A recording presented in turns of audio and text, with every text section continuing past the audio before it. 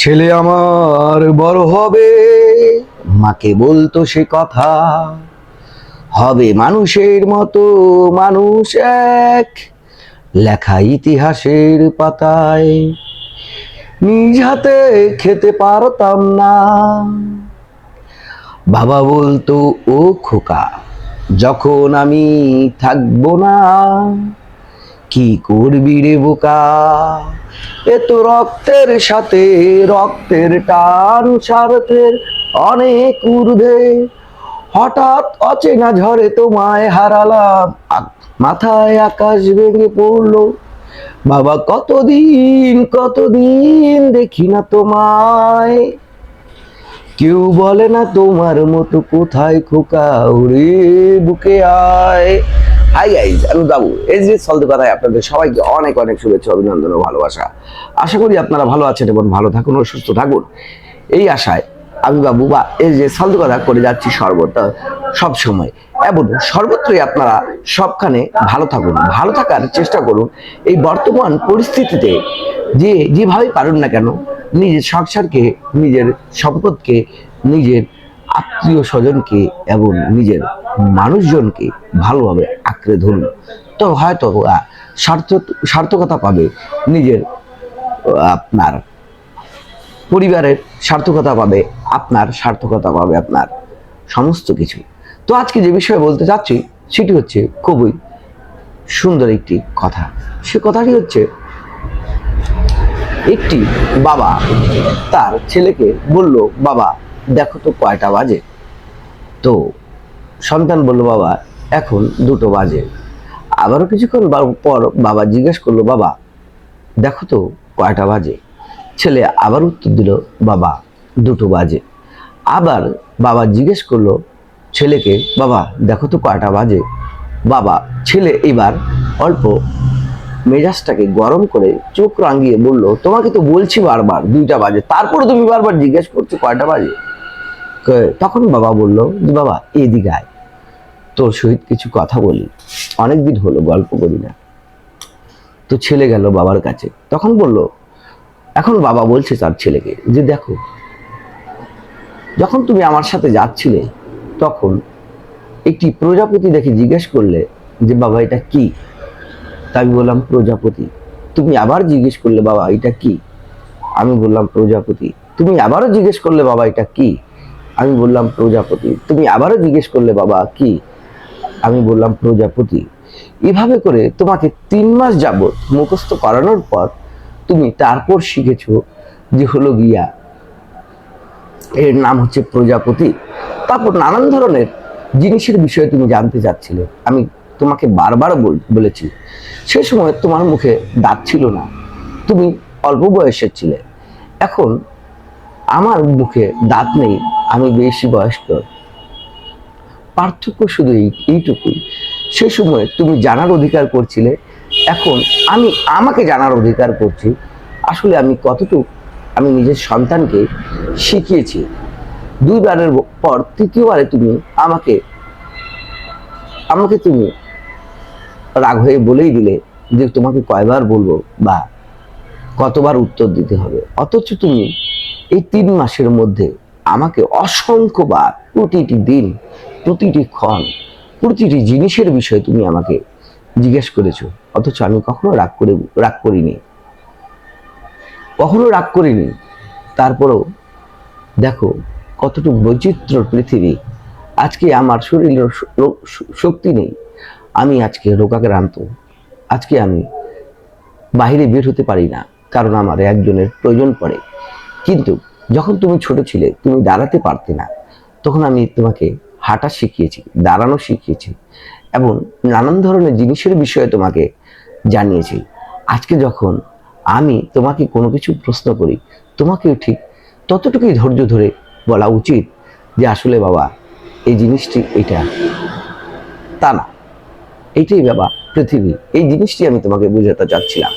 যখন তুমি ছোট ছিলে, খাইতে পারতে না, নিজের হাত দিয়ে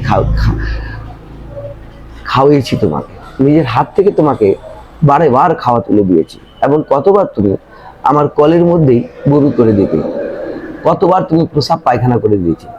অথচ আমি একটিবারের জন্য রাগ করিনি। আজকে আমার এই বয়স, আজকে আমি যদি আমার প্রসবের জন্য যদি তোমাকে ডাকি তুমি রাগ হয়ে যাও, আজকে খাওয়ার জন্য যদি ডাকা হয় কখনো কি তুমি আমাকে হাত দিয়ে খাওয়াইছো যে বাবা এই এক লোকমা খাওয়া তোমার জন্য আমি আমার হাত দিয়ে খাওয়াচ্ছি? অথচ তোমরা বলো যে কি কয় এখন আমি স্বয়ংসম্পন্ন, আমি সব কিছু। অথচ কিছু বছর পিছনে চলে যাও, দেখবে তোমার কাছে কি ছিলে? তুমি কিছুই ছিলে না, তুমি কিছুই ছিলে না, তুমি কিছুই ছিলে না। তুমি দাঁড়াইতেও পারতে না, তুমি নিজের আবেগ কি এটাও জানতে পারতে না, তুমি তোমার রাগ কি তাও জানাইতে পারতে না।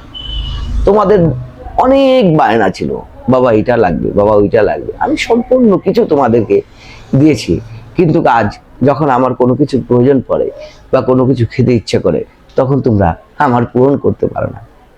এমনকি যদি একটি লাঠি কেনার কথা বলা হয় তখনও বলো আমার কাছে টাকা নেই। যদি চশমাটা ভেঙে গেছে চশমাটা ঠিক করে আনে দাও, তোমার চশমা কতবার ভাঙে। অথচ তোমরা কতবার আমার কাছে কত কিছু চেয়েছো, একটি জিনিস থাকা অবস্থায় বারবার চেয়েছো, আমি বারবার দিয়েছি, আমি বারবার তোমাকে দিয়েছি। এইটি হচ্ছে বাবা, এইটি হচ্ছে বাবা এবং সন্তান। আজকে আমি যে পর্যায়ে পড়েছি আগামীতে তুমিও তাই পর্যায়ে পড়বে। তাই শালীনতা ঠিক মতোই রাখি, মেজাজ কখনো গরম করিও না, বিশেষ করে তোমার মা বাবার প্রতি। যেহেতু যারা তোমাকে জন্ম দিয়েছে তাদের তুমি কখনোই ঋণ শোধ করতে পারবে না। সেটা এক ছোট একবার সবচেয়ে ক্ষুদ্র যে ঋণটি আছে সেটাও শোধ করতে পারবে না। তো বাবা এই জিনিসটি উপলব্ধি করতে চাচ্ছি, যখন আমি থাকবো না তখন হয়তোবা তুমি আমাকে খুঁজবে। যখন আমি থাকবো না তুমি তখন তোমার বাবা বলার জন্য একটি ব্যক্তিকে খুঁজবে, কিন্তু সেই সময় কোনো লোক পাবে না, কারণ সেই সময় থাকবো আমি অনেক দূরে, সেই কবরে যেখান থেকে কেউ ফিরে আসে না, যেখান থেকে কেউ কোনোদিন ফিরে আসে না। তখন তো তোমরা একটি বারের জন্য আমার কবরেও যায় জিয়ারত করবে না, কখনো দোয়াও চাবে না যে কি অবস্থায় বাবা আছে, ভালো অবস্থায় আছে না খারাপ অবস্থায় আছে। অথচ সারাটি জীবন আমি উপার্জন যা করেছি কাদের জন্য? তোমাদের জন্য। আমার সন্তানরা যাতে ভালো থাকে, আমার মেয়ে ভালো থাক, আমার ছেলে ভালো থাক, আমার সর্বোপরি আমার সন্তানরা ভালো থাক। তো সন্তানদের থেকে যদি এই ধরনের রাগান্বিত কথা যদি শোনা যায় তবে কি বলা যায়? কোনো ভাষা নেই আমার, ভাষা নেই কারো। বাবা এমন একটি শব্দ, বাবা এমন একটি সম্পদ, বাবা এমন একটি জিনিস যার কাছে কিছু নেই, কিন্তু যার কাছে কিছু নেই কিন্তু তোমার কাছে সে সব কিছু।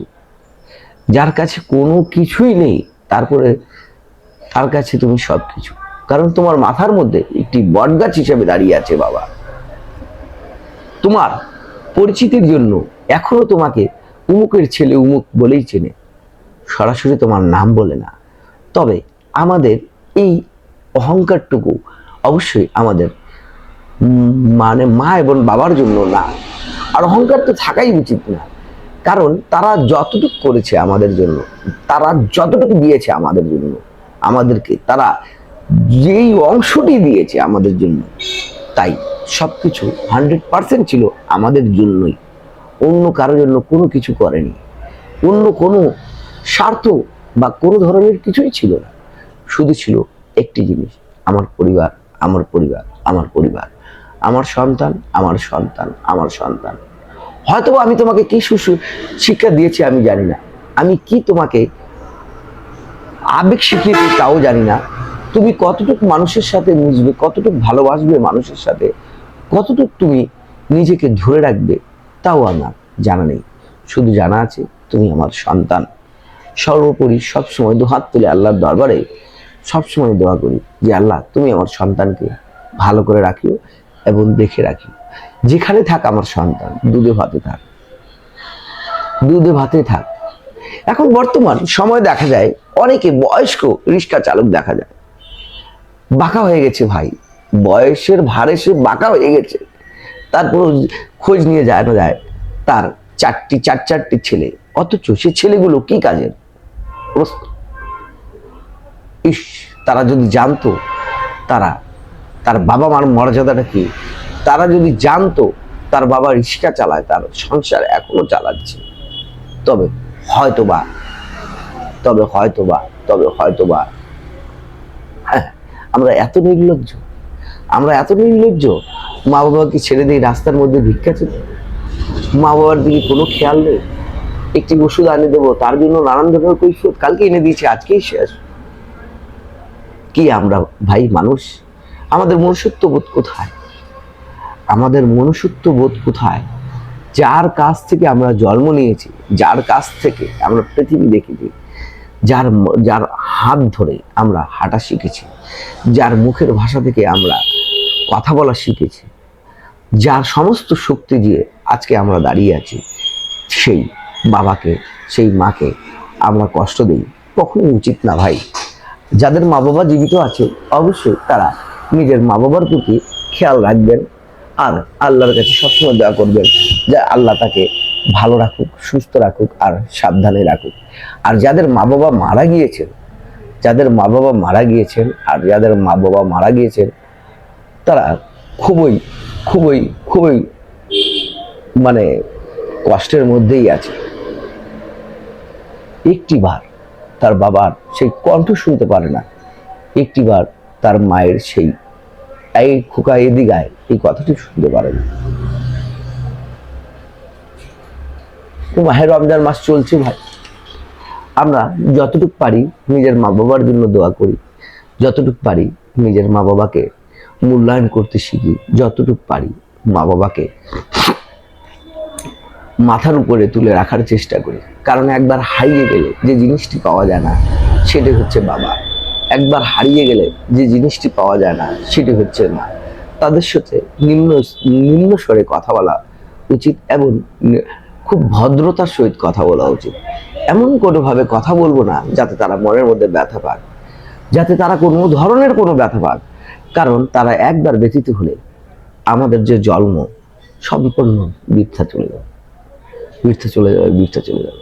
রমজানের আজ 17তম দিন, এখনো 12-13 দিন আছে। আমরা যতটুকু পারি আল্লাহর দরবারে দুহাত তুলে দোয়া করি যাতে আল্লাহ আমার মা বাবাকে ভালো রাখুক, আমাদের মা বাবাকে ভালো রাখুক, এবং যাদের মা বাবা মারা গেছেন তাদের জন্য মাগফিরাতের জন্য দোয়া করেন। আর যাদের মা বাবা জীবিত আছেন তাদের জন্য হয়তোবা যদি পারেন মসজিদে কিছু সদকা করেন, যেমন হচ্ছে আপনি সদকায়ে জারিয়া যেটাকে বলে সেটা করেন। যেমন হচ্ছে কোনো জায়গায় মসজিদ হচ্ছে সেখানে আপনি রড দিতে পারেন, সিমেন্ট দিতে পারেন, অথবা বালু দিতে পারেন, অথবা যদি আপনার সেই রকম অবস্থা থাকে তবে একাই অর্ধেকই কন্ট্রিবিউশন করতে পারেন। সেটা একান্ত আপনার ব্যক্তিগত বিষয়।